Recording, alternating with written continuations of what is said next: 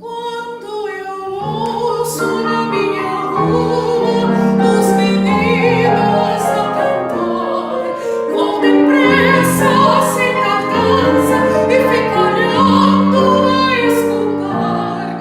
Ah, se eu fosse uma criança sem poder acompanhar aqueles meninos todos satisfeitos a cantar. Senhora Dona Sancha, coberta de ouro e prata, descubra seu rosto que nós queremos ver. Felicidade, Senhora Dona Sancha, de rosto lindo, mas velado. Busquei de porta na parte, procurei ver o meu rosto devagarinho, com cuidado, atrás daquela bonança do meu tempo encantado de criança. Agora nem mais um sonho, não é como antigamente. Canto à toa, canto a esmo, baixinho para mim mesmo, tristemente, para não esquecer.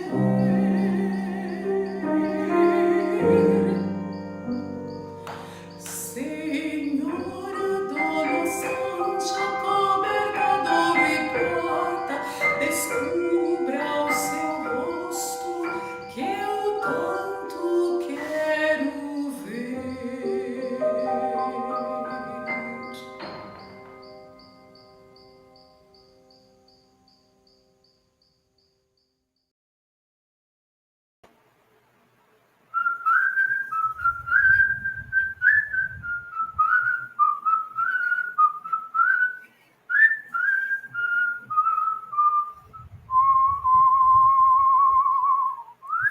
Boa noite a todas as pessoas que nos assistem ao vivo e bom dia, boa tarde, boas outras noites a quem vier nos assistir depois. Eu sou Alexandre Falcão, professor do Departamento de Artes da Uni e nesse momento, neste dia, nesta noite de hoje, sou Ale Coringa Falcão. Coringa é um termo do teatro do oprimido que foi criado pelo Augusto Boal e que pode ser entendido como mestre ou mestra de cerimônias. Nós ouvimos Senhora Dona Sancha na interpretação da professora Isenice Bezerra e do professor Edilson Schultz, do Departamento de Artes da Unir, do nosso curso de música. Vou fazer a minha audiodescrição. Primeiramente, eu sou um homem branco. Estou com o cabelo comprido, encaracolado, na altura dos ombros, mais ou menos. Uso barba rala. Estou usando batom vermelho, cheguei. E óculos redondos, uma leve maquiagem, colar, brinco, um colar de sementes vermelha, né? E estou com uma blusa na qual eu consigo fazer um efeito chamado chroma key, onde aparece a maravilhosa Rita Von Hunt, drag queen, uma personagem feita por Guilherme Terreri.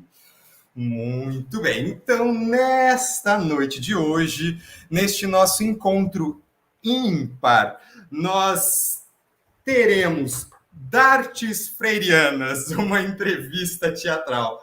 Nós vamos receber não apenas mas vários e várias Paulos e Paulas Freires com seus companheiros. Sim, nós teremos a oportunidade de conhecer um pouco do trabalho do mestre, do patrono da educação brasileira, e também de suas parcerias intelectuais, além de apresentar ao mestre, ao professor Paulo Freire, alguns dos trabalhos dos nossos cursos de artes visuais, música e teatro do Departamento de Artes da UNIR. Eu gostaria de agradecer imensamente a presença da Ana Paula, nossa tradutora e intérprete de Libras, e perguntar se ela poderia também fazer a sua audiodescrição antes de seguir aqui a sua tradução. Você poderia se descrever? Muito grata, Ana Paula. Olá, pessoal! Boa noite a todos, tudo bem? Eu me chamo Paula, Ana Paula, o meu sinal é este. Estou posicionada atrás de um fundo branco. Tenho cabelos longos, loiro, no momento está amarrado. Uso óculos na cor vermelha e estou vestindo uma camisa preta. Obrigado, Ana Paula, pela sua audiodescrição, para a gente, né, conseguir ser o mais acessível possível.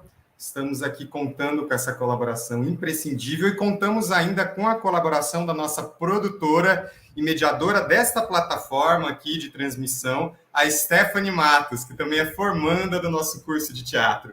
Então, sem mais delongas, eu gostaria de convidar ao nosso palco virtual os nossos e as nossas Paulos Freires! Chega mais, Paulo, Paula! Bem-vindes, bem-vindes. Paula Pétala, eu quero ver de novo a sua ancestralidade aí presente. Salve, mestre, salve. Bem-vindes. Este será o nosso primeiro ato. Paulas e Paulos se apresentam. Antes de vocês se apresentarem, eu quero dizer que Rita Von Hunt mandou dizer tchauzinho para vocês, um oizinho, muito fã de vocês, do Paulo, do nosso mestre. Muito bem, dito isso, eu vou pedir para a nossa Paula Pétala Freire fazer a sua audiodescrição como atriz e também apresentar a sua personagem, por favor. Boa noite, meu nome é Pétala Castro, eu sou uma mulher de 25 anos, eu sou estudante do curso de Artes Visuais da Universidade Federal de Rondônia e estou aqui hoje para representar uma das faces de Paulo Freire que estamos aqui hoje à noite e eu queria agradecer também pela oportunidade. Bem-vinda, Pétala, dona Paula Freire, do alto de seus 100 anos, que estamos aqui comemorando em seu centenário maravilhoso. Outra dona Paula Freire, dessa vez Paula Rafa, boa noite, por favor, se apresente.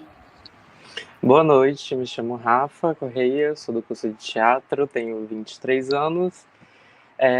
Tenho cabelo castanho escuro, liso no ombro, estou de óculos, parda, traços indígenas, estou com uma camisa rosa e no meu fundo tem uma parede verde. E estou aqui representando também Paulo Freire em uma das suas falas. Obrigado, Rafa, obrigada. Senhor Paulo Gustavo Freire, não sei por que me veio esse chiado aqui, mas veio de algum lugar da ancestralidade também, seu Gustavo, por favor, faça sua audiodescrição. Gustavo Chia, né? Meu nome é Luiz Gustavo Aldunati. Bom, eu sou um homem de cor de pele parda, marrom, sem barba, tenho um cabelo curto, um pouco ondulado. Eu estou usando uma camisa de botão de cor azul. Estou usando também um óculos formato quadrado de uma armação mais grossa. Eu sou estudante do primeiro período do curso de teatro e estou também representando uma fase da vida de Paulo Freire, a pessoa de Paulo Freire. Perfeito, vou tentar manter o meu sotaque caipira para fazer jus à minha raiz, mas é difícil porque eu fico ouvindo vários sotaques e eu me perco nos sotaques. Mas sou eu, Coringa. Aqui emocionada de estar com vocês. Dona Paula Pétala, você quer esse áudio descrever um pouquinho mais? É isso? Eu ouvi aqui, ó, nos bastidores aqui, no meu bip interno, transcendental aqui, intuitivo. Se descreva um pouquinho mais, por favor, Paula.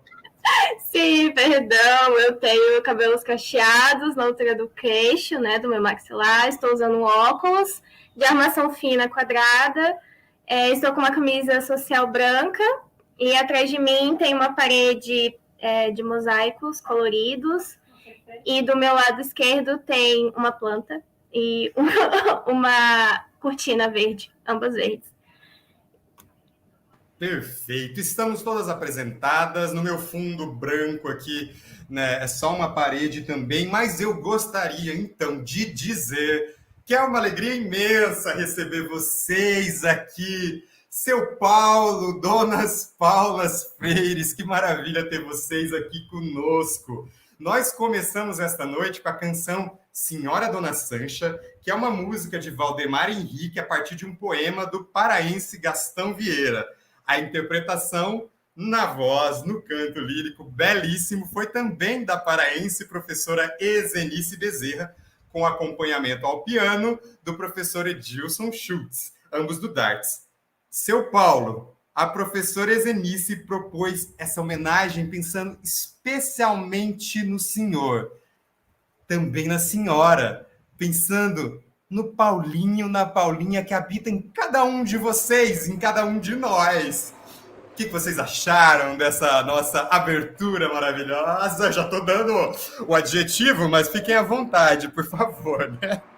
Belíssima voz, professora Ezenice. Lembra a voz da minha saudosa avó, lá do Rio Grande do Norte. Agradeço a homenagem.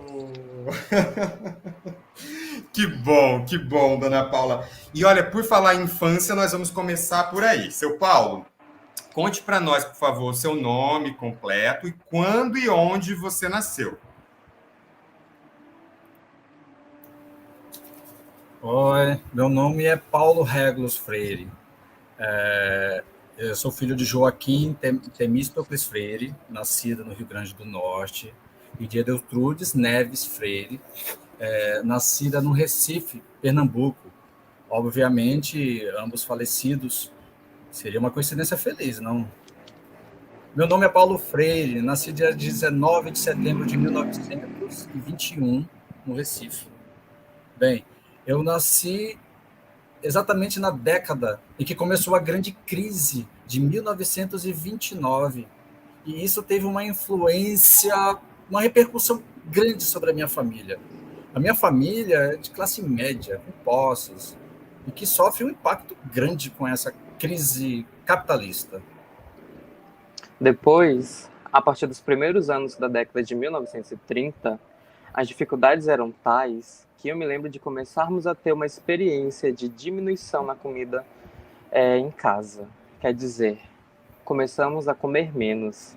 E tudo isso era compensado pelas árvores frutíferas que nós tínhamos. E aí, então, por conta da crise, minha família se muda do Recife para Jaboatão. Mas foi em Jaboatão onde eu aprendi muita coisa. Aprendi a ampliar o mundo, porque no Recife, onde eu nasci, o mundo se restringia ao grande quintal de casa. E em Jaboatão, esse mundo cresceu um pouco. Mudei de sociologia. Quando eu deixei o Recife para morar em Jaboatão, na beira de um rio, mudei um pouco também a ecologia.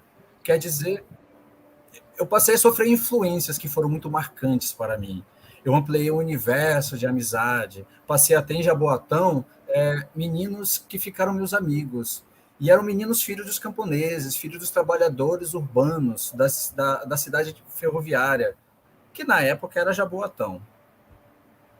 Olha só, e agora o senhor está visitando aqui o Rio Madeira conosco, né? Diretamente de Jaboatão, do Recife para Porto Velho, bem-vindo. E você sabe que eu também tinha uma mangueira maravilhosa aqui no quintal, em Tupi Paulista. E essa história que o senhor estava me contando me fez lembrar também de um trabalho aqui do nosso departamento de artes, uma produção artística chamada Caipora, uma produção resultante das disciplinas de encenação teatral, orientadas pelo professor Luciano Oliveira, que eu gostaria de convidar o senhor e a senhora e todo o público para assistir conosco. Então, vou pedir para a Stephanie soltar para a gente aqui, por favor, Caipora.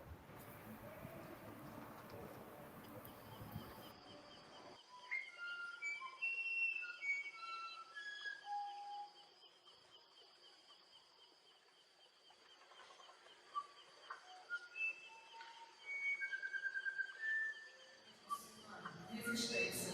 Inclusive, nesse momento onde a democracia se coloca frágil, onde se questiona se vai ter processo eleitoral ou não, onde a gente vê todos os escândalos com relação ao parlamento, falar das mulheres que lutam pela outra forma de fazer política para o processo democrático é fundamental. Inclusive, em tempos onde a justificativa da crise, obrigada. Onde a justificativa da crise, a precarização, a dificuldade da vida das mulheres é apresentada, mas com muita dificuldade real. Tempo da escola, onde estão as vagas da creche que foi apresentada pelo prefeito Marcelo Crivella, que iria ser ampliada, aumentada? Aonde estão as educadoras e os educadores que não foram chamados ainda nos concursos? Como ficam as crianças nesse período de intervenção? Não vem me interromper agora, né? Com certeza, mas homem fazendo omício, meu Deus.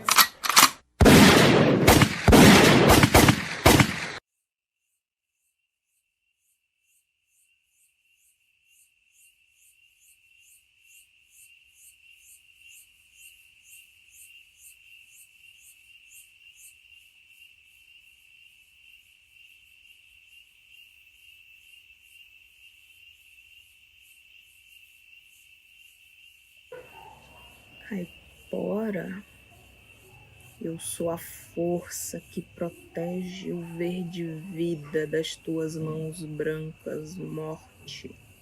A força presente em tudo aquilo que tua sede destruidora não toca na essência. Caipora, substantivo feminino. Guerreira de passo firme e olhar distante, como um trem, substantivo feminino. Guerreira de passo firme e olhar distante, como um trem, substantivo feminino. Guerreira de passo firme e olhar distante, como um trem num trilho sem fim.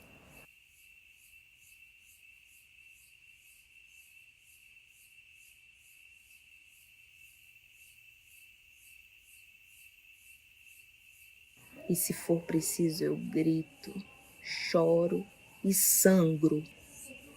No fogo que queima meu tabaco, queimo também a maldade dessa terra.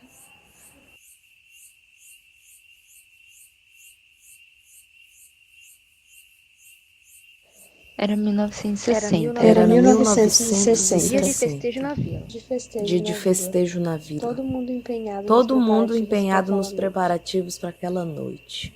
Acordei Acordei de manhãzinha com os latidos dos cachorros no quintal, eufóricos com a movimentação que ia crescendo com o passar das horas. O cheiro de café tomava conta da casa. Todo mundo já estava na mesa, se empanturrando de tapioca e cuscuz. A benção, mãe. A benção, pai. Deu um cheiro em cada uma das manas. Jusilene, Jussara e Naquele. Depois do café, fomos assim fazer o serviço de casa.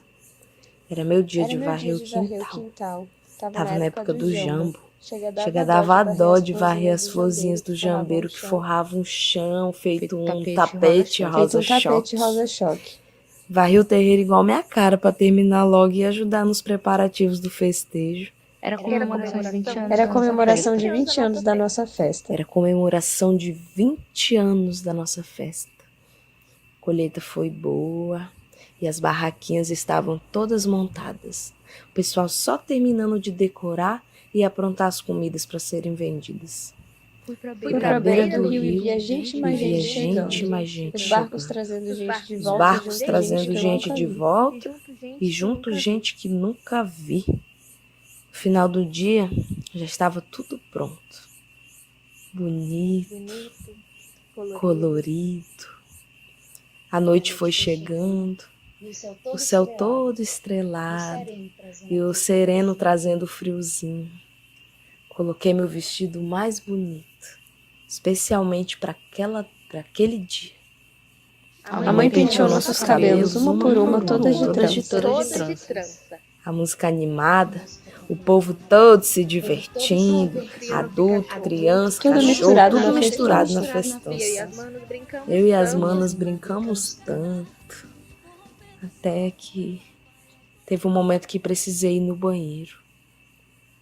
E de surpresa apareceu, como se já tivesse à espreita, só esperando a hora do bote. Só esperando a hora do bote. Chegou tão perto de mim, me olhando de cima para baixo com um olhar de fome. Era muito grande comparado ao meu corpo de passarinho. Era muito grande comparado ao meu corpo de passarinho. Ninguém viu. O serpente era ágil. Me engoliu e levou para longe, tão longe.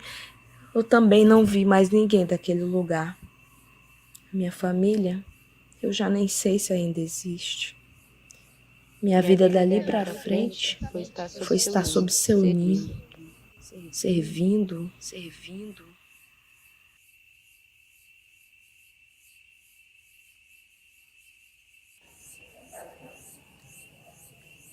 Espero por um dia que a terra invada todos aqueles que a invadiram. Espero por um dia que a floresta queime todos aqueles que a queimaram. Espero por um dia que as águas envenenem todos aqueles que a envenenaram. Espero por um dia que os bichos maltratem todos aqueles que os maltrataram. Espero por um dia que a dor volte para quem a causou. Que o ferimento volte para quem feriu. E que a mim venha o que seja justo.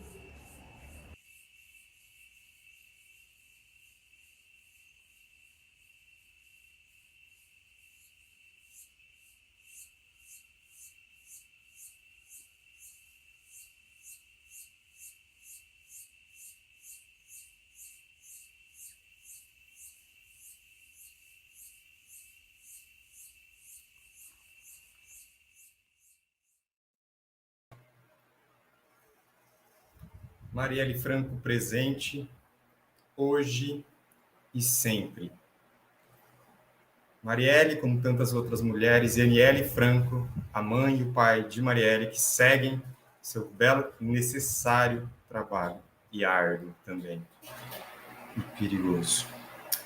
Este trabalho belíssimo Caipora foi uma produção de Rafa Brito, Amanara Brandão, que estão conosco também nessa entrevista teatral, e de Vinícius Brito, como eu já disse, nas disciplinas de encenação. Seu Paulo, gostaria de chamar o senhor de volta, e a dona Paula também.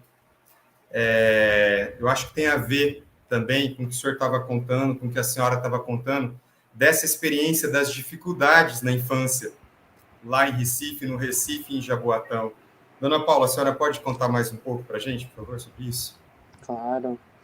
A experiência de fome cresceu de um lado, mas era fome de mercado, de produtos de mercado. Não tínhamos dinheiro para comprar, mas não havia fome rigorosa. A gente tinha as frutas em abundância e bem mais fáceis do que quando a gente morava no Recife. Naquela época, realmente, morando em Jaboatão, dificilmente uma criança podia passar o dia inteiro sem comer. Podia passar até um mês sem comer feijão, sem comer carne, mas não passava fome. Porque havia manga, havia jaca, havia banana, havia ovos das galinhas andarilhas, que punham pelo quintal dos outros, no mundo. Os seus terrenos eram o mundo, e, portanto, eu era uma menina do mundo e achava os ovos das galinhas incautas. E então trazia os ovos para casa E não só eu, mas meus irmãos e minha mãe comiam.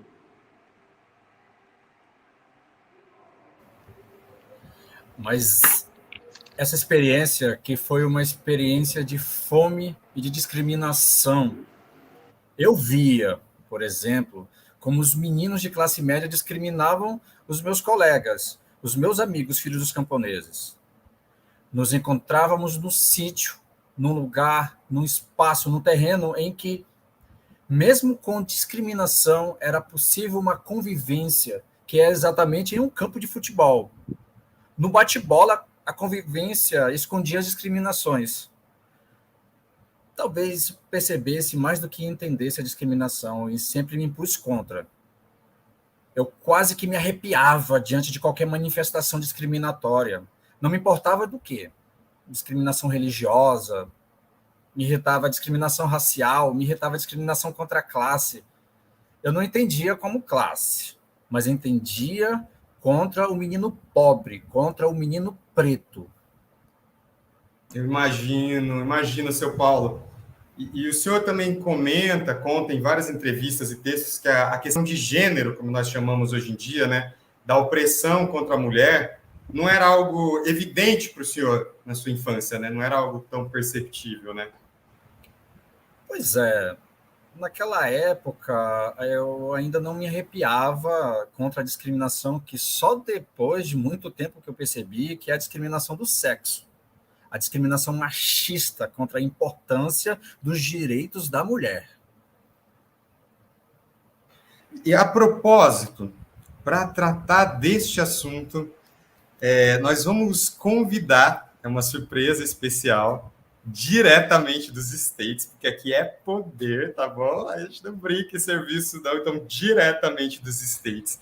Eu gostaria de convidar para estar aqui conosco a grande escritora e admiradora de sua obra, Bell Hooks. Bell, por favor, se achegue.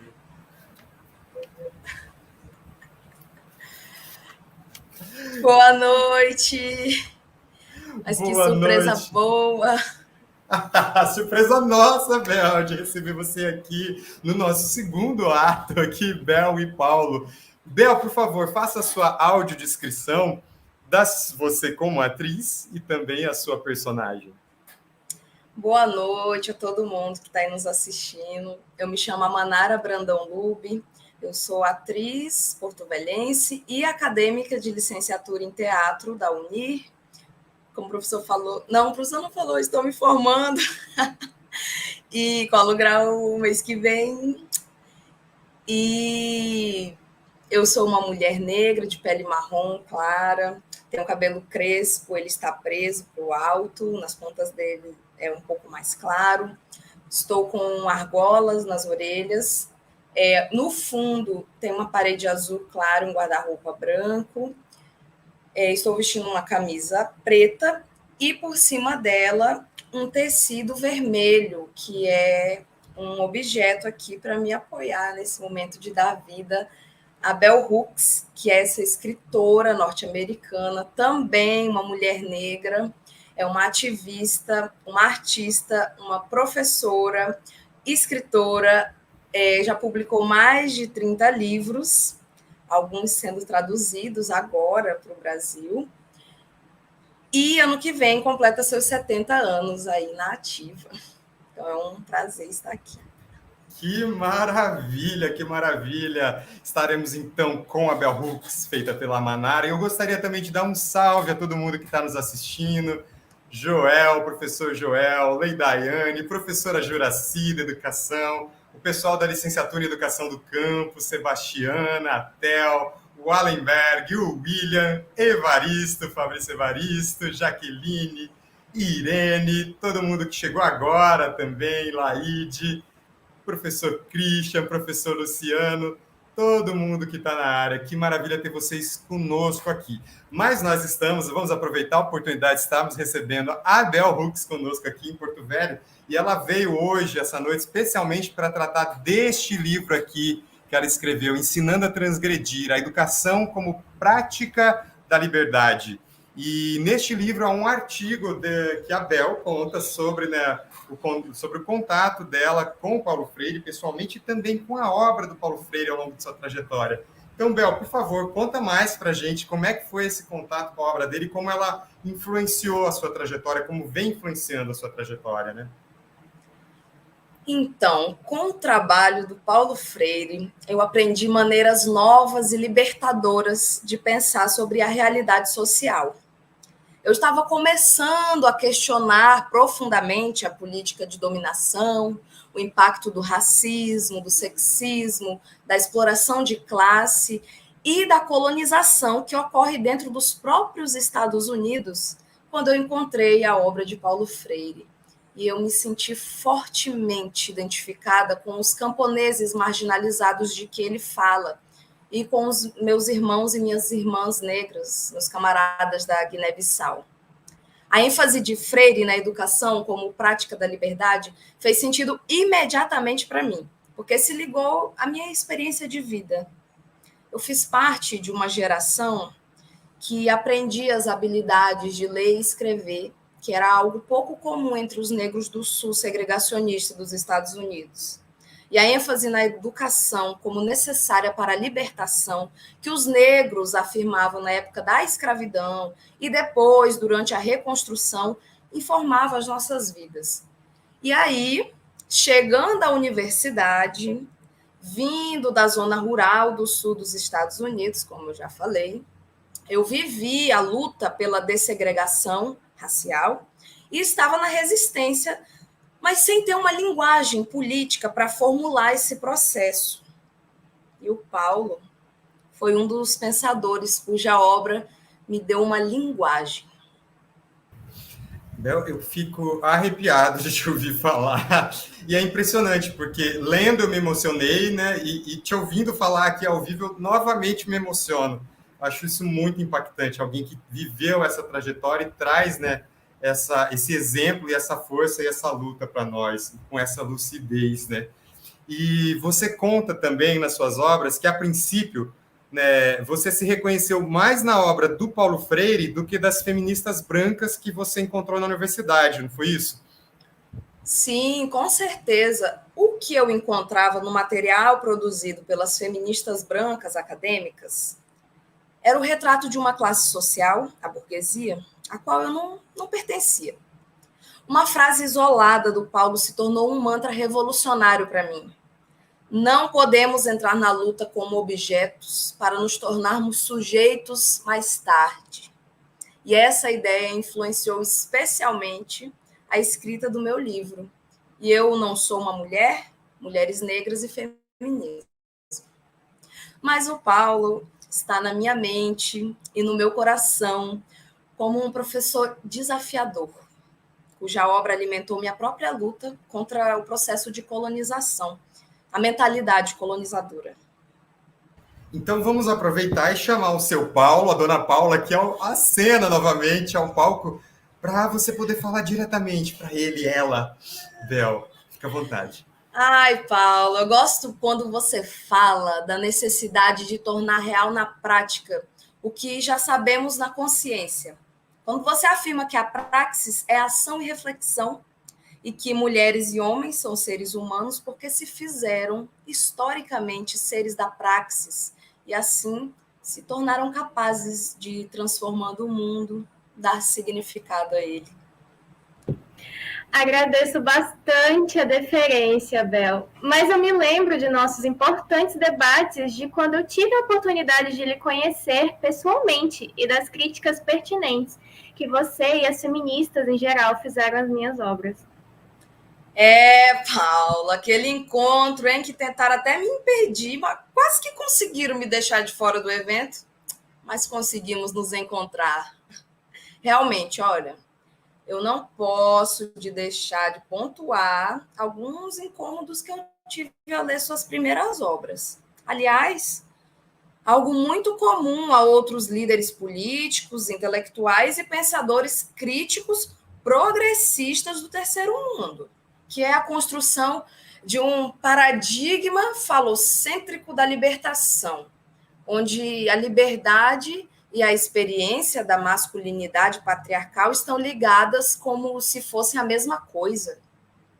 Isso sempre é motivo de angústia para mim, pois representa um ponto cego na visão de homens que têm uma percepção profunda. Mas, por outro lado, eu não quero jamais que a crítica se imponha sobre a capacidade de qualquer pessoa, e particularmente as feministas, de aprender com as percepções e tudo o que é valioso e respeitado na sua obra. Questionamento crítico não é o mesmo que rejeição. Muito importante para nós, para mim, ouvir você falando isso. E eu lembro de um ditado brasileiro que fala assim, que a gente não deve jogar a criança fora junto com a água da bacia, sabe? Toda vez que eu lembro desse ditado, eu vejo um bebezinho gordinho, assim, assustadinho, tipo, voando assim da bacia. Mas eu acho muito engraçado esse ditado, mas eu acho que ele é muito didático, pedagógico, né? Mas piadas à parte, né? Eu não sei se você conhece esse ditado, mas a analogia faz sentido, né? Nessa perspectiva do pensamento crítico que você está nos trazendo. Olha, eu não conhecia esse ditado não, mas ele faz sentido sim, viu? E eu quero afirmar mais uma vez que foi a interseção do seu pensamento, Paulo, com a pedagogia vivida dos muitos professores negros da minha meninice, mulheres em sua maioria, que se viam cumprindo a missão libertadora de nos educar de maneira a nos preparar para resistir eficazmente ao racismo e à supremacia branca, que teve profundo impacto sobre o meu pensamento a respeito da arte e da prática de ensinar. Axé, amém! Que relato bonito, Bel. Muito grato, muito grato. Eu vou pedir para você segurar um pouquinho aí, vocês segurarem, agradecer nossa nova tradutora, Paula, que entrou aqui para nos ajudar. Que bom que você pôde vir, Paula. E vou chamar, então, o nosso terceiro ato, Paulo na Escola. Sim, porque agora nós gostaríamos de apresentar a Dona Paula, a Bel e a todos que estão nos assistindo duas produções documentais do nosso Departamento de Artes, uma de um estudante de teatro, Denis Weber, e outra da nossa estudante de artes visuais, a Pétala Castro. As duas produções são inspiradas nas histórias e nas trajetórias de suas mães, das mães destes estudantes, que são professoras da rede pública aqui do nosso estado de Rondônia. Então, com vocês, para começar, Doc Mama, do Denis Weber. Stephanie, solta para nós, por favor.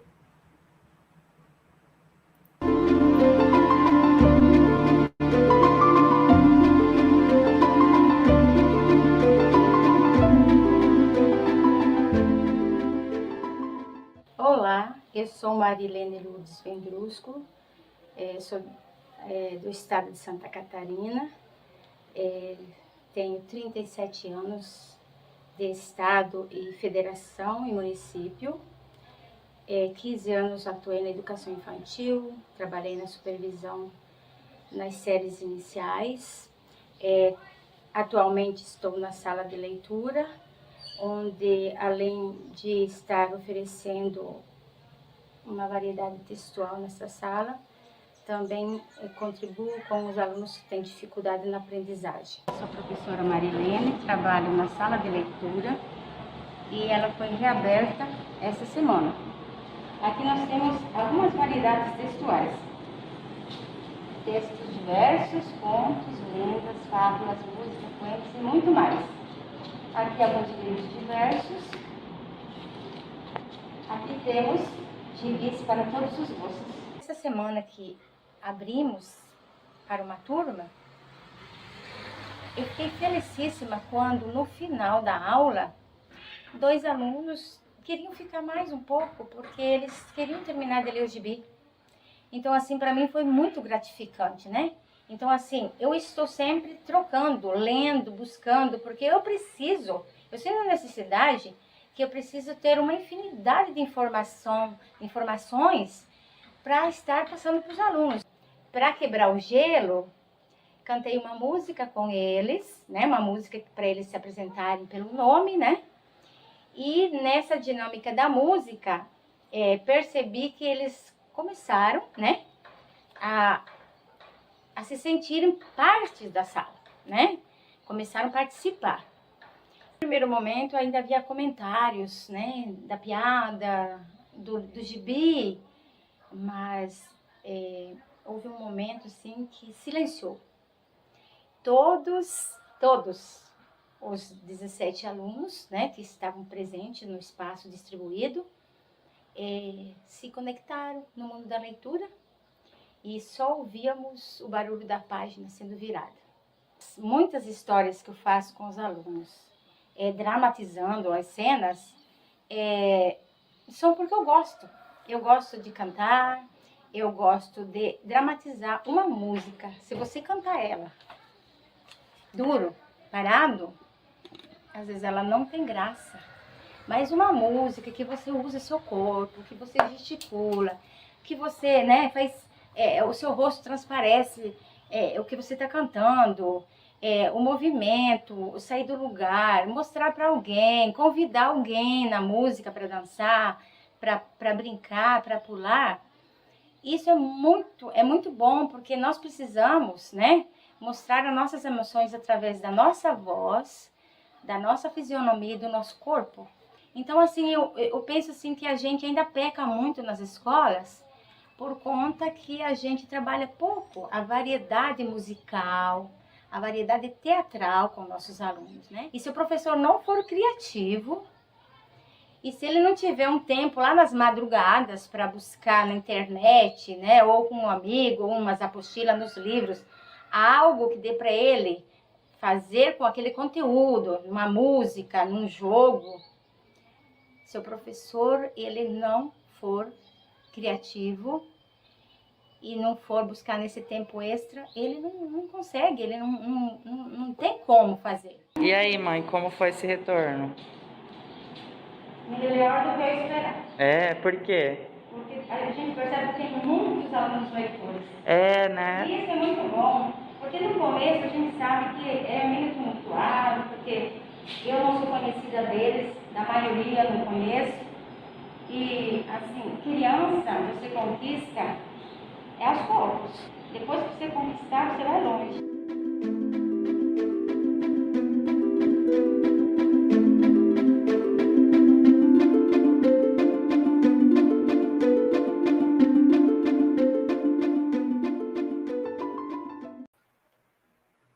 Salve, dona Marilene, professora Marilene, diretamente de Alta Floresta do Oeste, no chão da escola, construindo, né, a realidade da educação básica, nessa luta, nesse desafio, nesse trabalho amoroso que é a educação também. E esse trabalho produzido pelo Denis, a gente mostrou só umas ceninhas, é um documentário muito mais longo, de meia hora, que ele produziu para o estágio supervisionado em teatro, com orientação do professor Júnior Lopes. E nós vamos com mais educação, agora com um trabalho de fotografia e audiovisual intitulado 1974. Foi um trabalho da disciplina Tópicos Especiais 2, ministrada pelas professoras convidadas Angélica Menezes e Naara Fontinelli, no semestre passado, no curso de Artes Visuais. Então, a partir do trabalho da Pétala Castro, inspirada em sua mãe, numa foto de sua mãe, 1974. Vamos lá, Stephanie, valeu!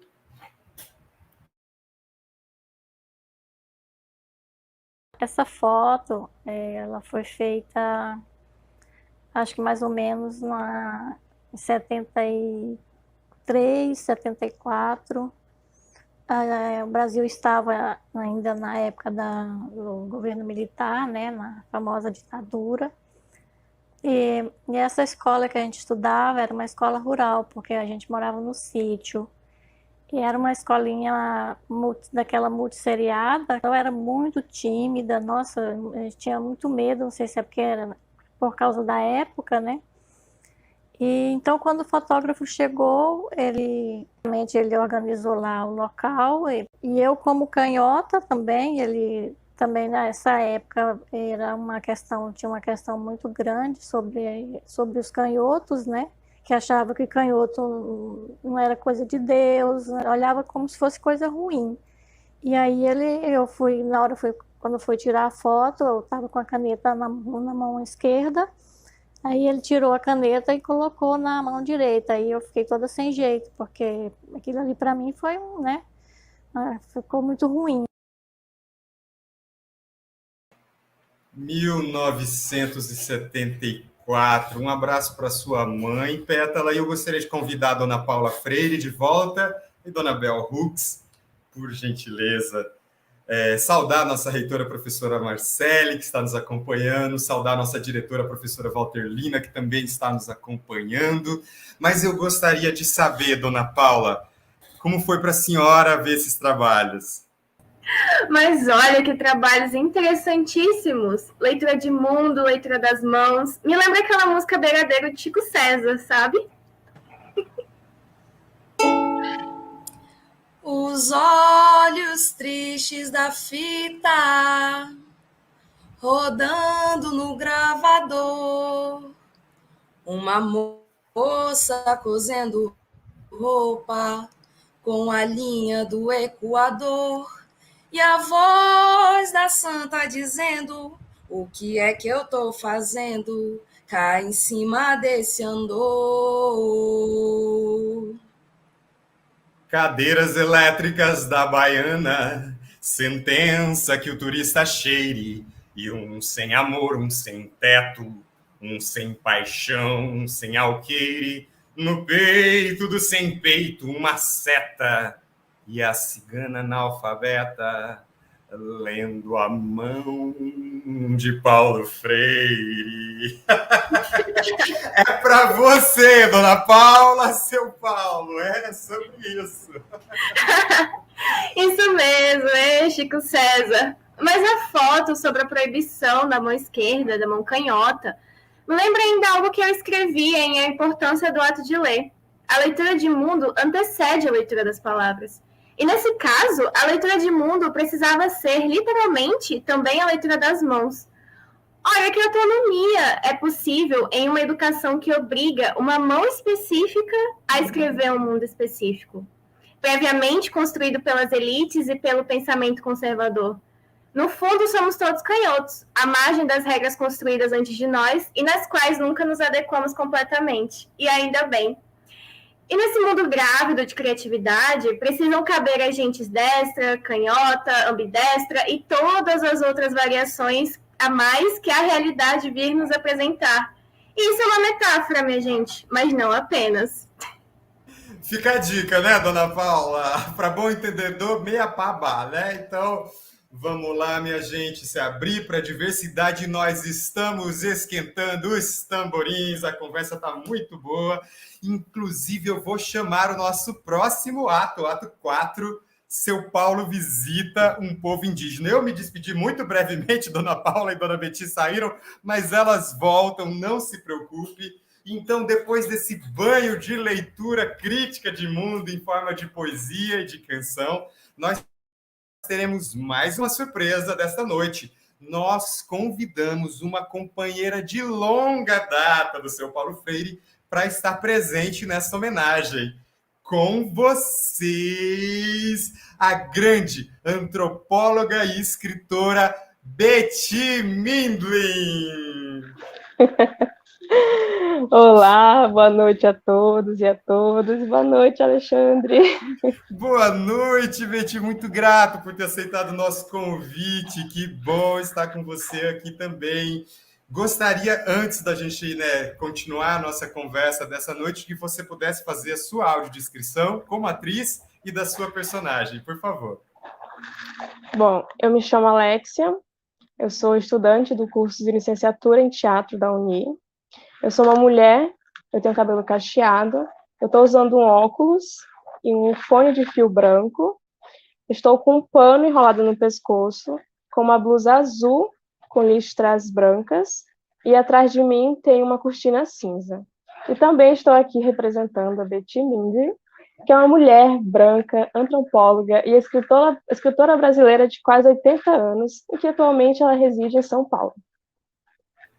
Muito grato, Alexia. Bem-vinda, Betty. Betty, nós trouxemos você hoje aqui, entre outros motivos, para você contar um pouquinho de uma crônica que está neste livro aqui, Crônicas Despidas e Vestidas, um belíssimo livro. E neste livro tem uma crônica que você conta, né, de uma situação real que aconteceu quando Paulo Freire nos visitou no estado de Rondônia na década de 80. Antes dele visitar a Unir, né? Ele esteve na Unir também na década de 90, mas antes ainda, na fronteira de Rondônia com Mato Grosso, Paulo Freire esteve conosco a seu convite, né? Então conta pra gente, por favor, um pouquinho dessa história, Betty. Eu achei que eu fosse até encontrar o Paulo por aqui, mas... Não se preocupe, não por isso. Vamos chamá-lo aqui, vamos chamá-lo. Seu Paulo Gustavo, volta aqui pra gente... Olha quem veio lhe visitar, seu Paulo. Olha que honra. Dá um alôzinho, seu Paulo, para a Betty, para ela se sentir mais em casa, né? Lógico. Claro, boa noite, Betty. Pronto. Boa noite. Estou muito feliz de rever você. Até achei que eu não fosse mais encontrar. Então, você sabe que eu estava me lembrando de quando você visitou conosco os Nambiquara, entre Rondônia e Mato Grosso, em 1983. Por conta do projeto da Universidade da Floresta. Deixa eu contar para vocês. Carmen Junqueira e eu levamos Paulo Freire para o posto indígena Manairiçu, dos Nambiquara, em 1983. Primeiro passo para a nossa Universidade da Selva. Foi a estreia. Eu penso que a única experiência do nosso guru da educação em uma aldeia indígena. Descemos em Vilhena e na estrada de terra, na caminhonete do Manairiçu, Paulo maravilhou-se. Nunca ouvi tantos grilos, disse ele. Os indígenas cercaram-nos nuzinhos na chegada. Aquela algazarra feliz da novidade, e Paulo até se assustou. Quando o levamos para conhecer a roça, confessou que para ele era muito difícil andar no desconhecido. Mas era uma honra tê-lo conosco e o mimamos com gosto.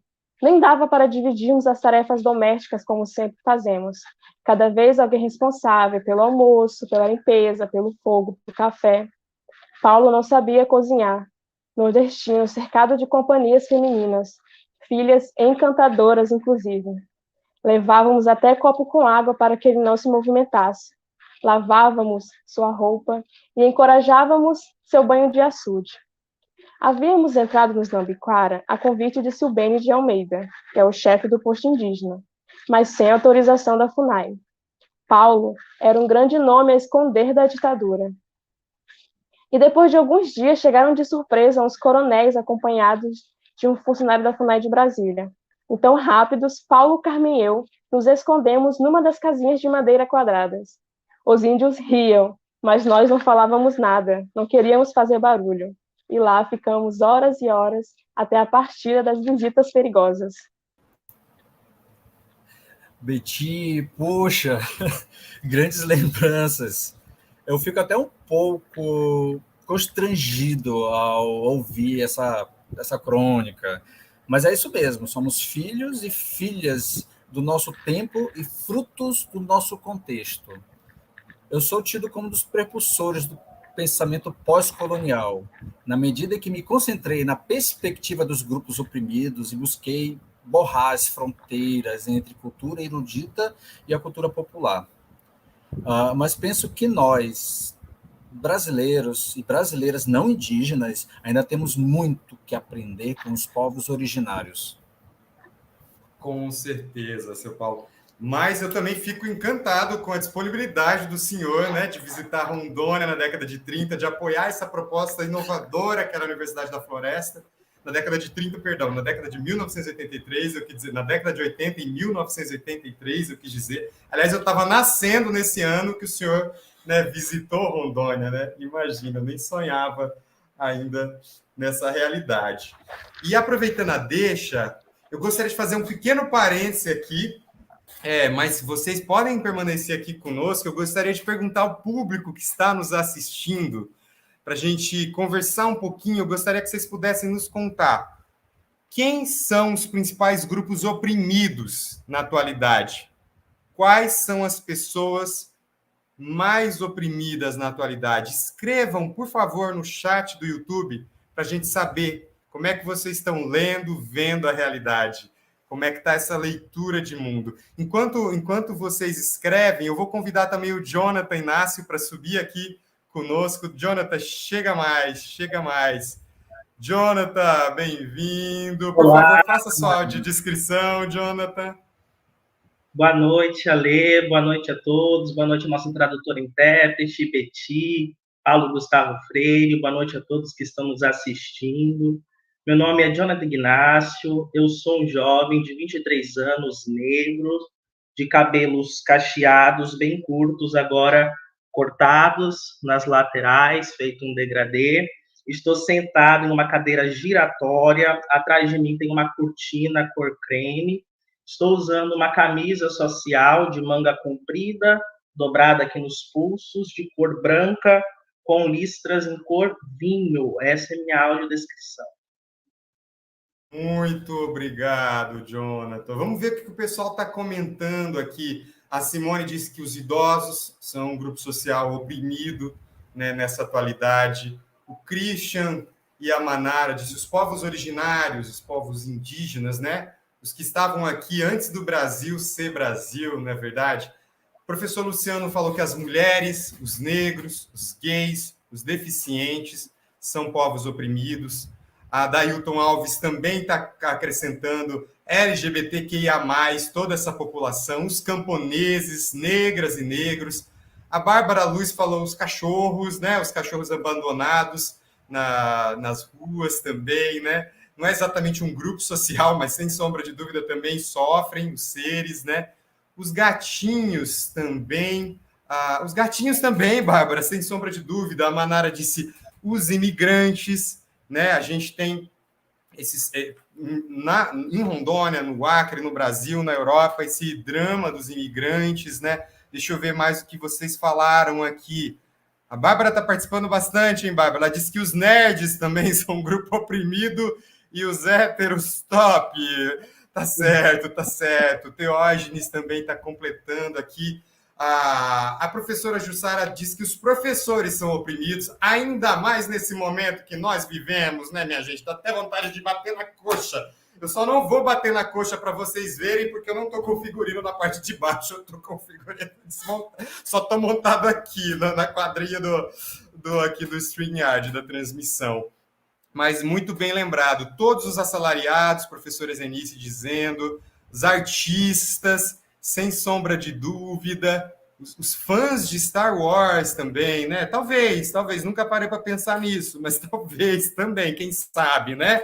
Mas muito bem, minha gente. Então, tivemos aí um panorama, né, de uma parcela, né, desses grupos, das pessoas que sofrem opressão, os nortistas, o professor Christian está dizendo aqui, a gente está tendo uma participação, estamos esquentando aqui nossas conversas, muito bem, mas eu vou chamar mais um ato aqui para nós, então, com vocês, ato 5. Tem tudo a ver com o que a gente vai falar, com o que nós estamos falando, aliás, né, já nesse chat. Paulo e a ecologia. E aí eu gostaria de convidar vocês. Beti, eu vou me despedir de ti temporariamente. Muito grato pela sua participação. Um beijo, espero lhe encontrar em São Paulo, quem sabe. Tchau, tchau, partiu. Mas nós trouxemos, então, para que o seu Paulo possa ver, e o professor Moacir também, alguns trabalhos de mitodrama produzidos na matéria História da Cultura Afro-Brasileira Indígena, que foi ministrada no semestre passado pelo professor Júnior Lopes e pela professora Andressa Batista. Estes trabalhos nós estamos trazendo na medida em que, como o senhor mesmo falou, né, o senhor é tido como esse precursor do pensamento pós-colonial ou decolonial. E se a gente precisa arrumar para esse horizonte decolonial, a gente precisa enxergar esse horizonte mais amplo, mais arejado, mais verde, mais vivo, mais saudável, né? Nós precisamos nos inspirar nos saberes ancestrais da nossa terra, não é mesmo? Então, para que a gente possa se inspirar um pouco nesses saberes, é que nós fizemos estes trabalhos e que nós vamos apresentar 2 deles. Eu vou começar com um trabalho intitulado Agouro, que é uma produção da estudante de artes visuais e artista porto-velhense Andréa Mello. Stephanie, por favor, Agouro.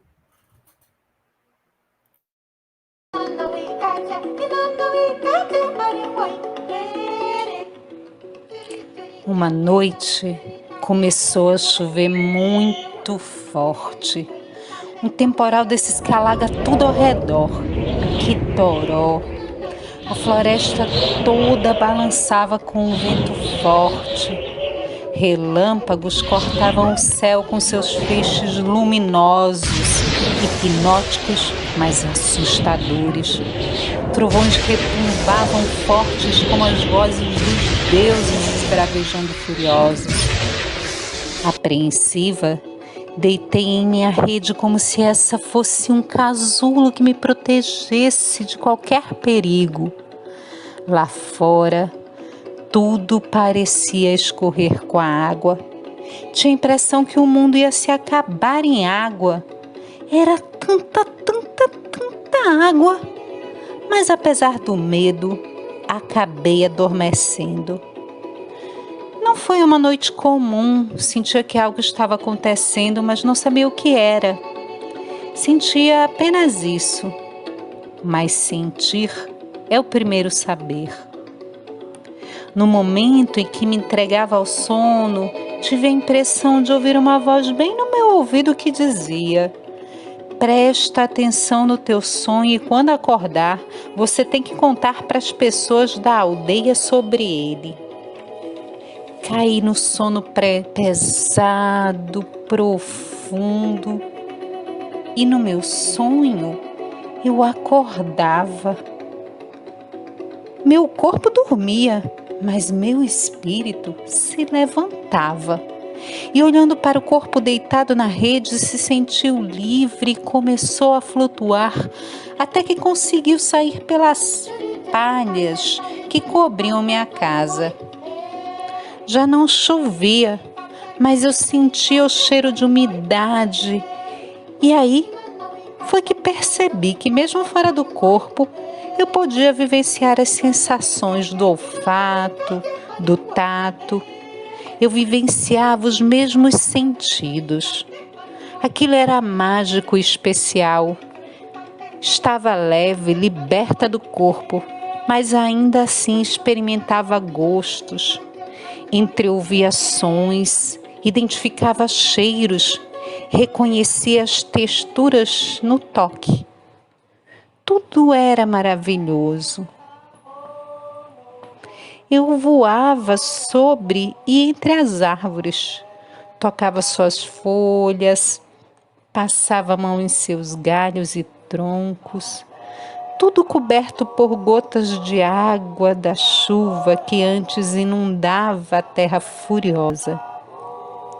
Dali de cima avistei um rio que não conhecia, como se ele tivesse simplesmente brotado no meio daquela floresta.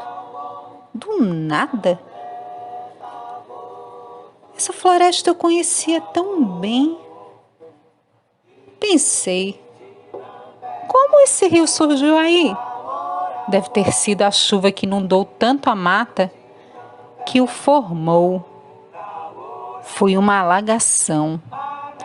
Decidi ir até suas margens, descendo até o chão de terra úmida. Meus pés descalços se deliciavam com isso e eu me sentia mais viva que nunca. Me sentia lúcida. Ao que me aproximava do rio, fui percebendo que aquela terra molhada, coberta com folhas, me convidava a deitar nela. Uma força irresistível me levou a ela e de repente meu corpo rastejava sinuoso pelo solo. Algo se transformava em mim e sentia a força de algum encantamento. Deslizava com mais facilidade a cada movimento, até que quando alcancei a beirinha do rio e me olhei na água, já não era mais a mim que via, e sim uma cobra. Era uma cobra linda. Tinha uma pele brilhosa, colorida. Eita, bicha bonita! Eu me via no reflexo e encantava com minha própria imagem de cobra mulher. Mas no momento me dei conta que se assim me transformasse para sempre, poderia mais voltar para minha aldeia. E de repente senti uma tristeza que o medo da solidão me trouxe. Eu poderia ficar assim, solitária, distante? Isso me fez chorar. Vertia lágrimas de meus olhos, um choro que lavava meu rosto e as lágrimas escorriam. Uma delas caiu no rio. Minha imagem se desfez nas ondulações que se formaram. Foi aí que eu ouvi uma voz, a mesma voz que ao adormecer me falava ao ouvido. Não conseguia saber de onde ela vinha. Era como se ela preenchesse tudo e o som dela reverberava nas águas, formando imagens. E as visões que apareceram eram de nosso povo lutando contra um tipo de Deus. Porém, não o conhecíamos, não era um dos nossos deuses. Era impiedoso, violento, vingativo e vaidoso. Queria ser adorado por todos nós como único e exigia que abandonássemos nossas crenças em nossos deuses e que abandonássemos nossas tradições. Ele era branco, tinha uma barba longa e tinha a imagem e semelhança de um homem, mas diferente de nós. Seus olhos impiedosos nos lançavam pragas e esses ataques enfurecidos iam dizimando as pessoas de nossa aldeia. Ele trazia morte e tudo o que espalhava era ódio. Foi então que o pajé reuniu um grupo de anciões e anciãs e juntos entoaram um canto de chamamento das forças da natureza e suplicamos aos nossos deuses que nos protegessem. Esse canto ecoou pela floresta e foi aí que vimos terra, fogo, água e ar se transformarem em nossos deuses que, mais fortes e unidos, conseguiram expulsar esse invasor de nossa aldeia. A potência e a pujança de nossos deuses afastou para fora da floresta, para bem longe, até sumir qualquer vestígio. Estávamos salvos, mas muitos de nós perderam suas vidas, passaram para outro mundo, se foram. Ainda assustados, porém felizes, nós nos abraçávamos, sentíamos a vida pulsar em nossos corpos numa energia que a tudo contagiava. Então, a imagem se desfez e eu, a mulher cobra, sentiu que precisava voltar para minha aldeia e tentar de alguma forma contar o que vira. A voz agora mansa me dizia para ir até a samaúma mais alta e de lá saltar, confiando, assim o fiz. E quando saltei, voltei ao corpo de antes, meu corpo de gente, e flutuei de volta à minha casa. Meu espírito deitou junto ao meu corpo. Foi aí que num pulo eu acordei e saí correndo para contar o sonho ao povo da minha aldeia. Já era dia e todos estavam reunidos. Contei tudinho, estava tudo vívido em minha memória. Falei da importância de fortalecermos a crença em nossos deuses e que cultivarmos nossas tradições nos preservaria da morte que esse Deus branco queria trazer. Aqui, todos sabemos que o sonho é nosso modo de ganhar conhecimento e assim nos mantivemos protegidos.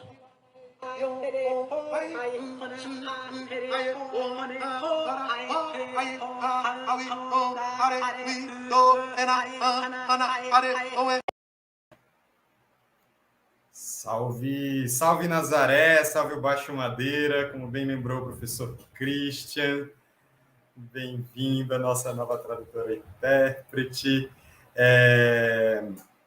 Como este áudio, este mitodrama, esse vídeo, esse audiovisual nos conta, né, nós tivemos muitas alagações, não só literais, mas também de pensamentos, né? E eu gostaria, então, de aproveitar esse momento, dizer que as obras da abertura e do fechamento deste vídeo do mitodrama Agouro foram ilustrados com obras do artista indígena Jaider Eisbel, um grande artista falecido recentemente, em 2 de novembro, encantou-se. E então fica a nossa homenagem, o nosso respeito à sua obra e a todos os povos indígenas, inclusive e todos os artistas indígenas ou não, mas que se dedicam, né, a esse diálogo transcultural com a nossa arte ocidental, que às vezes é tão limitadinha, né, de entendimento também. E dizer que a edição, né, então, do mitodrama Agouro foi feita pela Pétala Castro e usou as imagens de vídeo do artista Trygve Eriksen, artista nórdico radicado em Porto Velho. Vamos com mais um mitodrama agora, da Rayane Tueste. Eu vou pedir para todo mundo que puder aumentar o áudio dos seus aparelhos, porque o áudio desse vídeo está bem baixinho. A gente não conseguiu editar, perdoem, foi uma questão técnica nossa. Então, se vocês tiverem dificuldade, aumentem o máximo o áudio. Mas está muito bonito esse trabalho, a gente faz questão de compartilhar, da estudante de artes visuais, Rayane Tueste, Beija-Flor. Vai lá, Stephanie, por favor. Uma coisa mais estranha ainda. A minha imagem foi sumindo e deu lugar a uma visão, quase uma miragem. Eu vi um túmulo e nesse túmulo tinha um beija-flor. Que ele não voava, mas também não estava morto, ele só estava parado. Em seguida eu senti um gosto de um néctar na minha boca, mas era esquisito porque era amargo. E com esse choque de coisas impossíveis eu acordei. Fiquei um tempo meio atordoada e resolvi contar ao pajé o que tinha acontecido. Ele me olhou apreensiva e disse para me ter cuidado, que isso era um presságio de morte. Fiquei com isso na cabeça e lembrei que no outro dia ia ter uma viagem, uma caravana para subir o rio. Óbvio que eu não fui, estava com medo. Então, quando eles foram, uma pessoa voltou, um sobrevivente. Disse que houve uma tempestade muito forte e o rio ficou muito violento e todos morreram exceto ele. Eu sinto como se algum parente já falecido quisesse me avisar do que ia acontecer. Me sinto muito grata pela segunda chance de viver.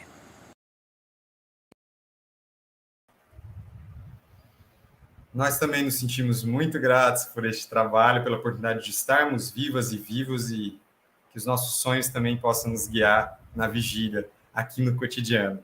Eu queria aproveitar, então, e dar um salve, dar um oi para todo mundo que está no Facebook do NCH, nos acompanhando, do nosso Núcleo de Ciências Humanas.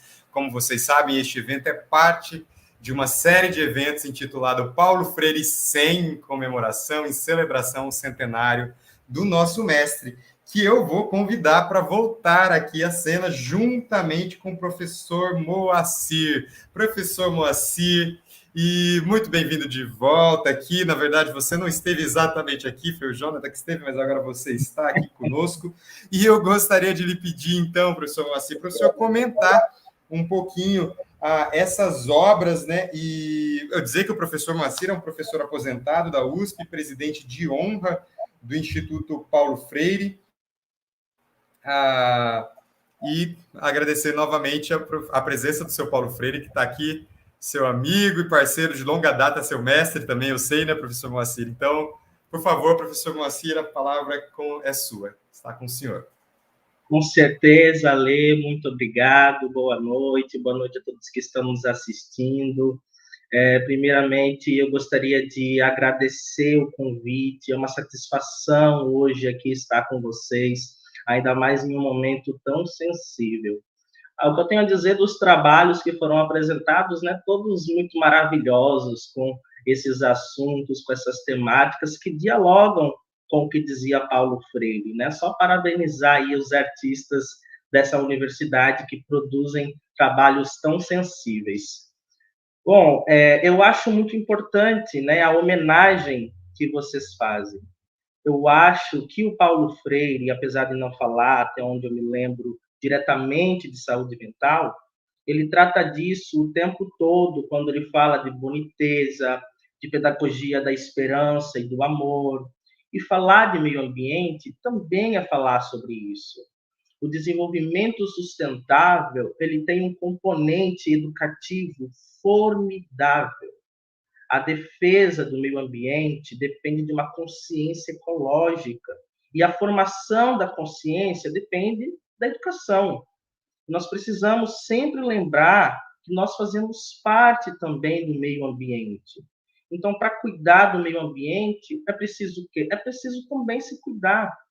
E é evidente que sempre há um aspecto de doação, um aspecto de se doar, quando a gente fala de qualquer ativismo. Na educação, muitas vezes, também é necessário esse aspecto de ativismo, né, ou de militância, se vocês preferirem, mas a doação sempre precisa estar conectada com o cuidado de si.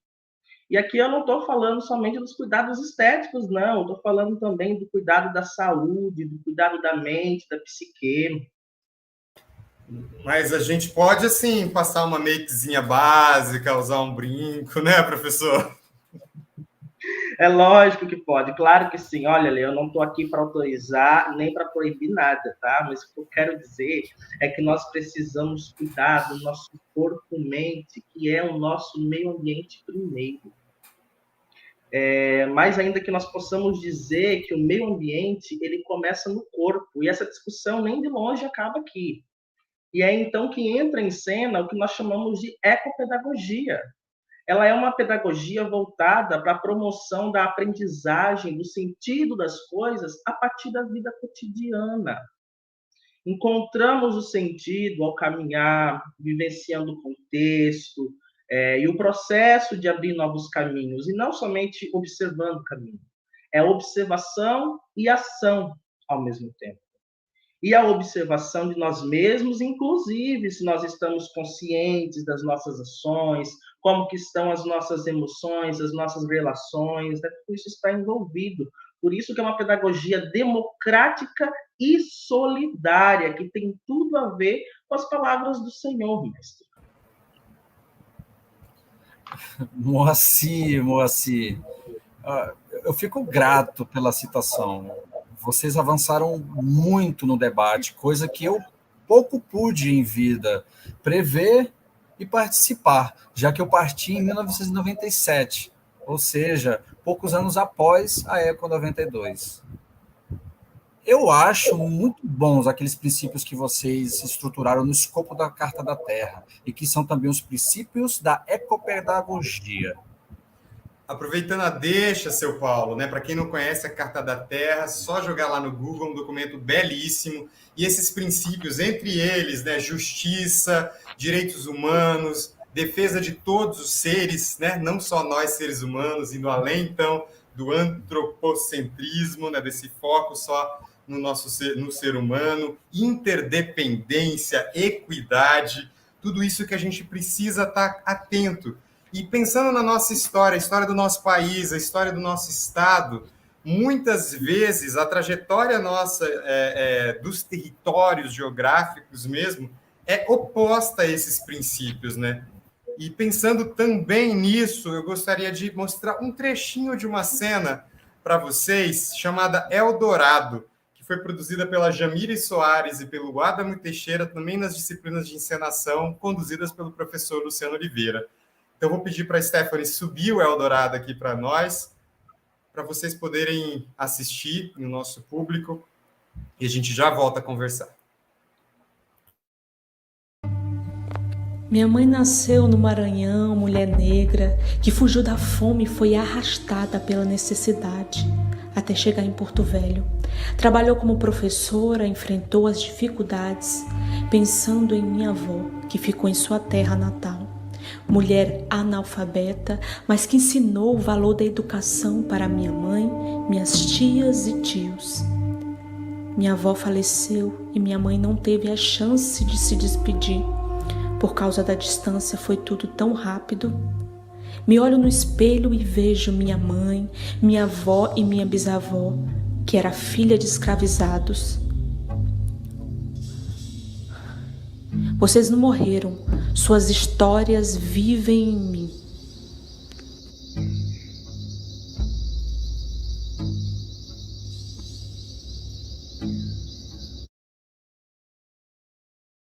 Nossos passos vêm de longe. Quem se reconhece nessas histórias da Jamile e da família da Jamile, que são histórias reais, né? Histórias essas que têm a ver com o projeto da BR, o Polo Noroeste, né? Que também é chamado Eldorado.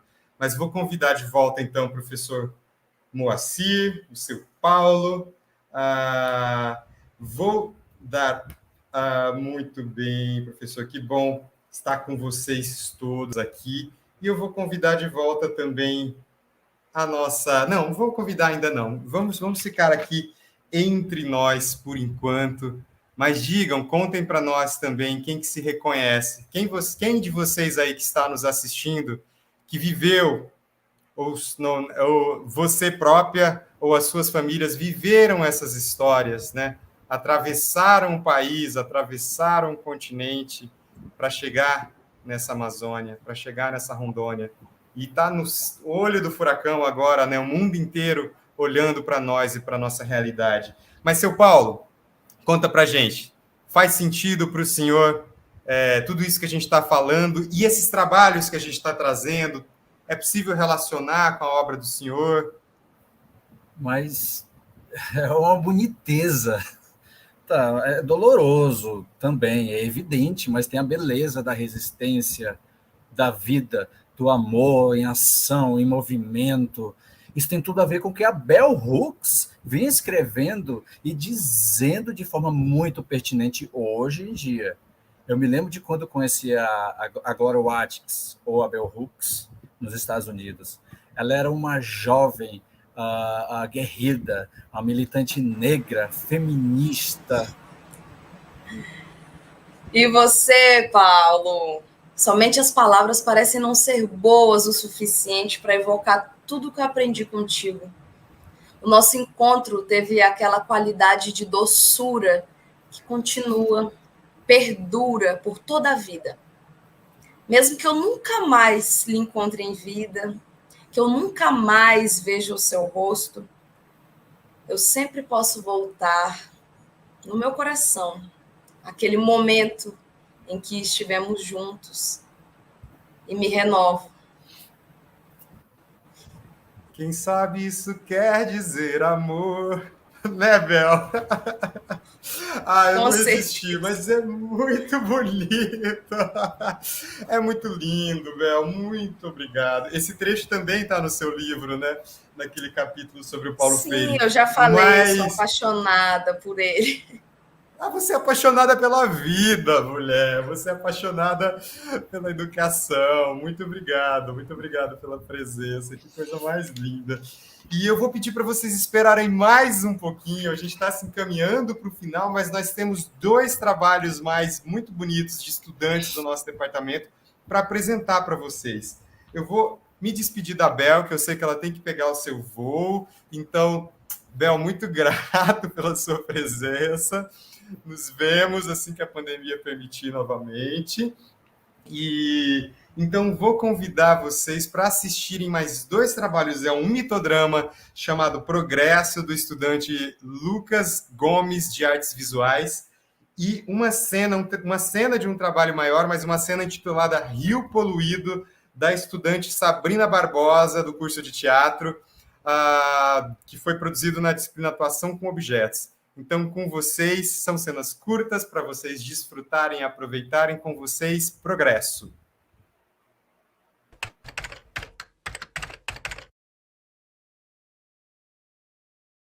Caminhando freneticamente, dia após dia, para chegar a algum lugar. Qual? Não faço a mínima ideia. Só sei que preciso chegar. Neste meu caminho já vi de tudo, desde onças grandes até pequenos gatinhos, de atitudes horríveis dos seres humanos à humanidade nas crianças. Vi o futuro nos olhos mais tristes, porém presenciei a morte nos olhares mais alegres. Entretanto, nada me assustaria tanto quanto aquilo que presenciei. Foi onde tudo começou. Acordei em um dia para continuar minha jornada, mas fui parado brutalmente por um cavalo e seu cavaleiro. Levantando poeira em minha direção, fiquei perdido, com medo e sem saber o que fazer. Afinal, este cavalo era estranho. Era de metal, tinha 2 rodas e fazia um barulho diferente. Fiquei imóvel por alguns segundos, sem entender nada. O cavalo passou correndo por mim, demarcando a terra e deixando nela um rastro. Segundos depois, monstros gigantes de metal se aproximaram de mim, cortando a terra, derrubando as árvores, deixando um rastro de destruição por onde passavam. Por um segundo, consegui ouvir em meio a grande barulho pessoas gritando: "É o progresso, é o progresso". Então, despejaram algo cinza no solo, fazendo com que o solo ficasse tudo morto. Eu gritei: "Estão matando nossas terras", e fui retrucado: "É o progresso. Saia daqui e nos deixe trabalhar". A partir deste dia, tudo mudou. O tal progresso chegou e destruiu tudo. Não consigo respirar. Os médicos dizem que é a idade, mas eu sei que é a fumaça do progresso. Já faz anos que eu não consigo descansar à beira de uma jabuticabeira e sentir o gosto dessa fruta. Apreciar um pôr do sol, sentando nas raízes de um pé de manga. Sentir o cheiro da terra molhada. E a única coisa que eu consigo agora é escutar o som dos monstros metálicos, indo e vindo a cada segundo, pelas terras cinzas de destruição. De longe, Estado de Progresso foi o momento que mais me fez temer pela vida.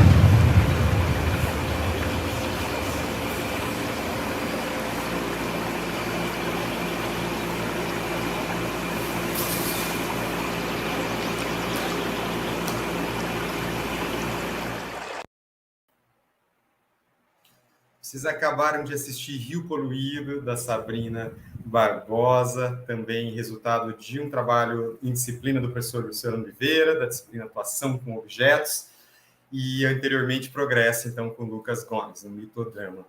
E a partir desse trabalho da Sabrina, de tudo que nós vimos hoje, particularmente desses 4 últimos trabalhos, a gente pode se perguntar como surgiu esse rio aqui, como surgiu esse rio aí, que rio é esse que nos atropelou e que a gente nem viu? Que confusão é essa em que a gente está encerrado, ou acha que está encerrado, mas não está, porque está aberto.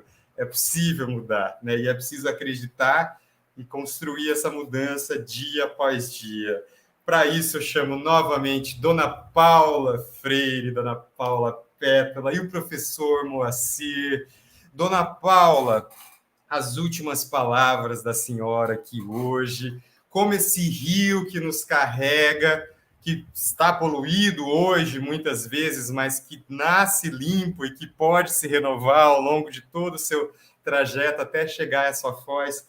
Como esse rio toca a história da senhora, toca a sua história, toca a história do senhor, seu Paulo? Essas histórias me fizeram lembrar novamente do meu tempo de criança no Recife. Me lembro das águas da chuva brincando de geografia, no quintal, criando rios, lagos, ilhas. E esse rio poluído, apresentado pela Sabrina, inclusive muito atual, dadas as notícias que têm saído ultimamente sobre a Amazônia, uma poluição causada por nossos excessos, por nossas cegueiras, causadas talvez por um trinômio, capitalismo, modernidade, egoísmo. Vocês sabem, eu também não fui tão longevo a ponto de conviver intensamente com homens e mulheres desse país que vieram a se tornar grandes escritores e intelectuais indígenas, como, por exemplo, Daniel Munduruku, Ailton Krenak, Cacá Verá, Márcia Cambeba, Bárcia Moura e outros. Mas se vivo estivesse, com certeza estaria ao lado deles e delas, aprendendo muito.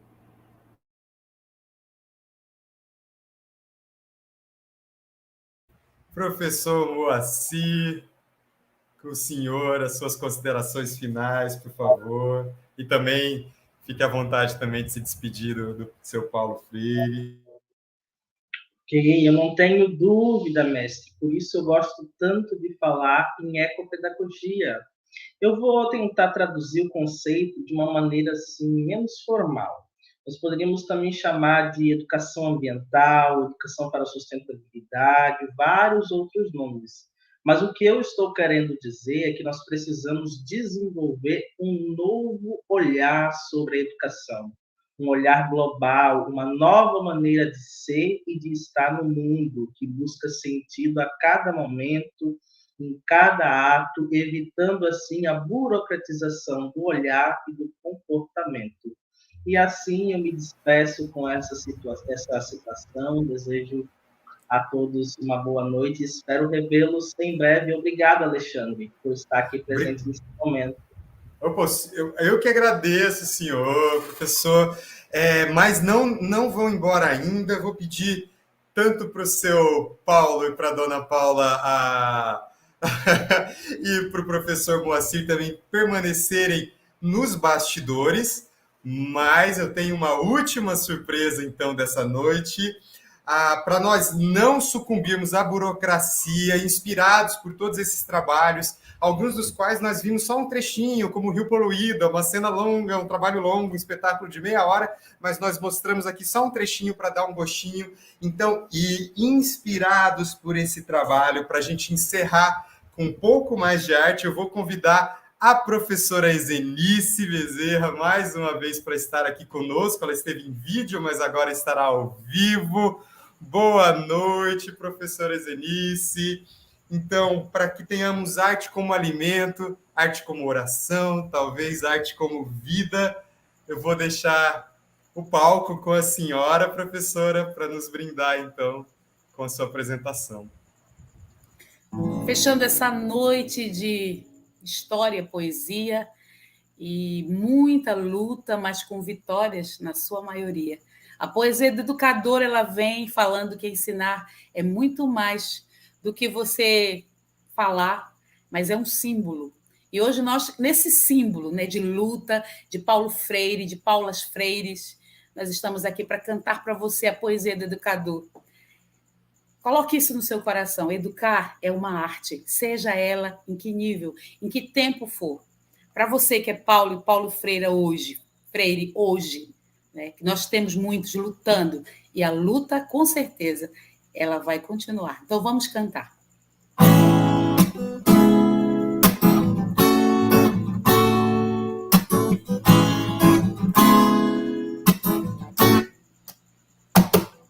Educar é muito mais que ensinar a ler ou escrever. É mostrar que por trás de um símbolo existe sempre um significado especial. Que por trás de uma letra o mundo novo à espera de uma aventura a ser escrita ou lida. Afinal, educar é muito mais que ensinar a ler ou escrever. É mostrar que por trás de um símbolo existe sempre um significado especial. Que por trás de uma letra um mundo novo à espera de uma aventura a ser escrita ou lida. Educar é uma arte e cabe ao melhor artista do mundo, Maria e José, Darcilas, Raimundos, fazê-la com dedicação total. Afinal, educar é muito mais que ensinar a ler ou escrever. É mostrar que por trás de um símbolo existe sempre um significado especial. Que por trás de uma letra um mundo novo à espera de uma aventura a ser escrita ou lida.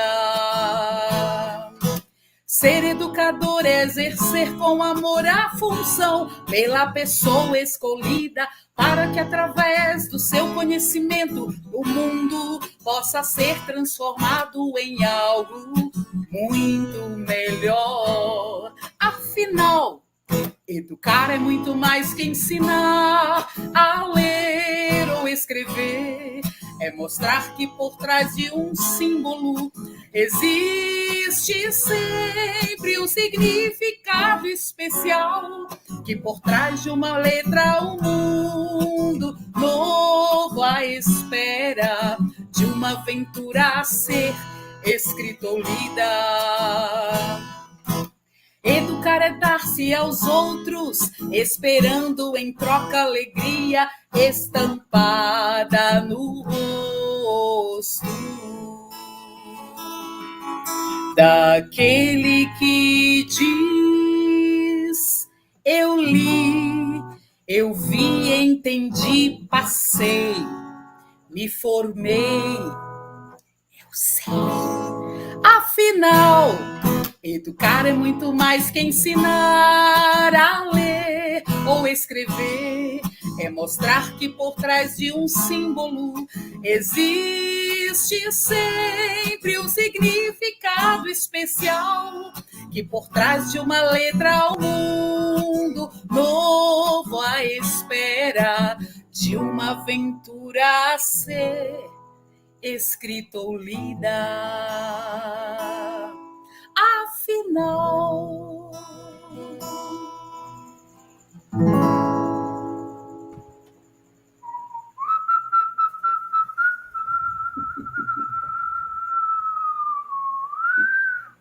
Seu Paulo Freire assistiu a senhora, professora Zenice, muito obrigado por essa belíssima interpretação da poesia do educador de Raimundo Soares de Andrade, que a senhora mesma musicou, engrandecendo aqui o nosso evento nesse fechamento tão especial.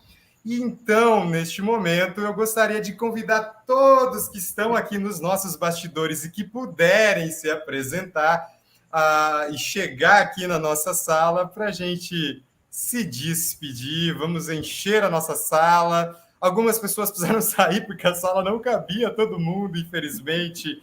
Quem puder chegar ainda, estiver aí nos bastidores, WhatsApp, pessoas venham Venham para a sala, pessoas, quem couber. Não cabe todo mundo, mas quem puder se achegue. Tem uma vaga, cabe mais um. Professora Ezenício, eu acho que a senhora está vestindo o Paulo Freire também nessa noite, não está? Sim. Olha, eu estou vendo a barba do Paulo. Muito bem, o meu Paulo Freire daqui, saúdo o Paulo Freire da senhora daí. Okay. A foto é muito grande. É verdade, é verdade. Bom, gostaria de agradecer imensamente as nossas tradutoras, intérpretes de Libra, Kathleen, Ana Paula e Paula, que fizeram todo o nosso trabalho hoje. Agradecer todo o apoio da equipe do Departamento de Artes, em especial o Renan, que conseguiu nos acompanhar aqui, ao NCH, o Núcleo de Ciências Humanas, às estagiárias Carolina e Saíque, a professora Valterlina, ao Denis Weber pela assessoria de imprensa, ao nosso parceiro, que também é ator, Luiz Gustavo Aldunati, que está aqui como Paulo Freire, também fez a arte gráfica, essa que vocês estão vendo, e que ficou também, difundida aí nas redes sociais. E pedir para que quem estiver aqui puder, então, se despedir, dizer as últimas palavras. Na minha sequência aqui do meu lado esquerdo, eu convido então a professora Ezenício para fazer as suas considerações finais e agradecer, claro, imensamente o público que nos acompanhou ao vivo aqui, e todas as pessoas que contribuíram para que isso, não só esse evento, mas para que a nossa existência, o nosso trabalho enquanto educadores, educadoras, estudantes e seres humanos vivos aqui, hoje e sempre, como o mestre Paulo Freire, para que nós pudéssemos estar aqui. Então, professora Ezenício, é com a senhora. Gostaria de agradecer porque a semente brotou, não é, professor Alexandre? No dia que nós vimos o primeiro documentário de Paulo Freire, nossa, para mim foi um privilégio ouvir a vida dele toda. E o Alexandre transformou esse documentário nisso que vocês ouviram hoje, que vocês viram.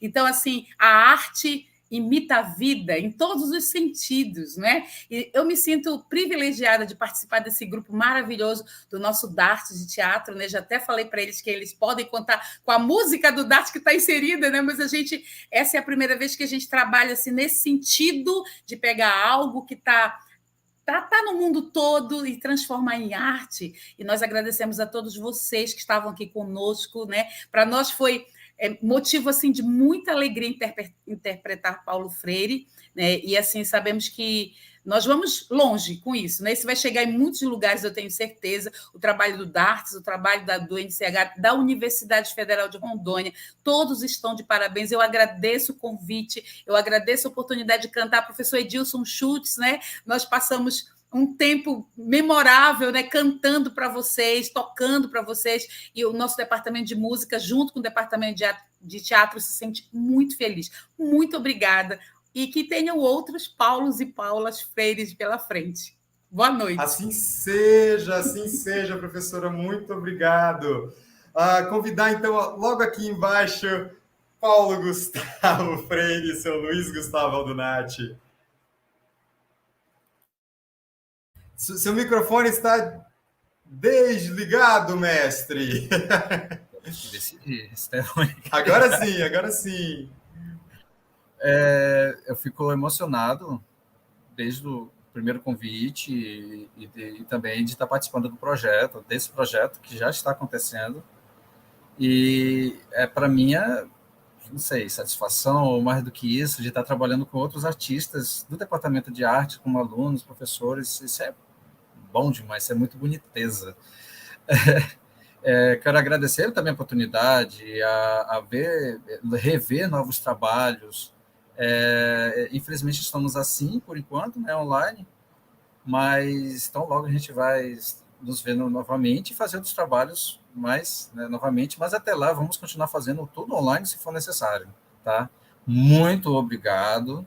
Eu sou aluno do primeiro período e isso é muito bom sentir que, assim, o que a gente vai ter pela frente. Isso é fantástico. Viva, vem muito mais aí, com certeza. Muito obrigado, Gustavo. E, bom, agora está exatamente abaixo de mim o nosso querido Jonathan Inácio. Vai lá, Jonathan, é contigo. Olá, gostaria de agradecer enormemente ao Departamento de Artes pelo evento, agradecer ao NCH. Para mim é muito honroso participar de um evento que celebra, né, um dos nomes que é uma referência para nós enquanto educadores, estudantes aqui de uma licenciatura, que é Paulo Freire, né? Então, me sinto muito honrado em participar desse momento e viva Paulo Freire! Viva Paulo Freire presente! Hoje sempre também, por mais 100 anos, no mínimo, não é? Pra sempre. E todas as suas parceiras, exatamente. Alexia Mille, por gentileza.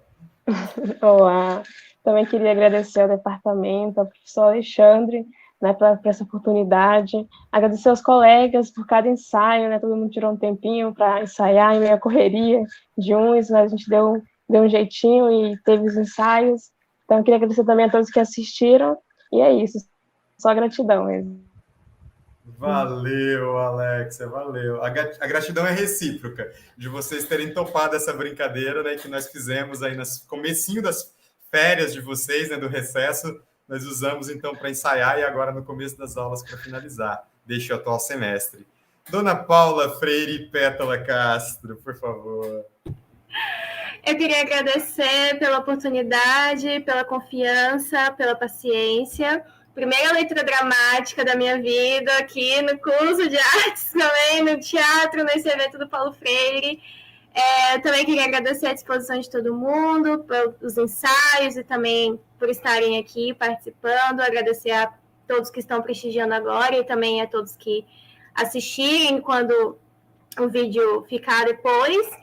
E é isso, muito feliz, é um evento que é muito gratificante estar fazendo parte, só agradecendo mesmo por estar fazendo parte disso.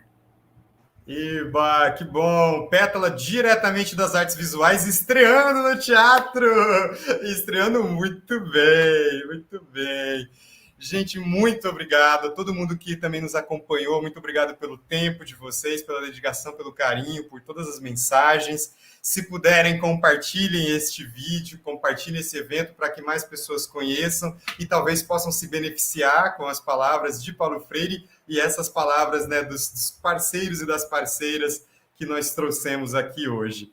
Então, nos despedimos com muito carinho e gratidão também em nome de Rafa Brito e Amanara Brandão, que participaram aqui ao vivo do elenco, mas que não couberam na salinha ao final, da salinha virtual, mas que estão conosco em nosso coração na encenação.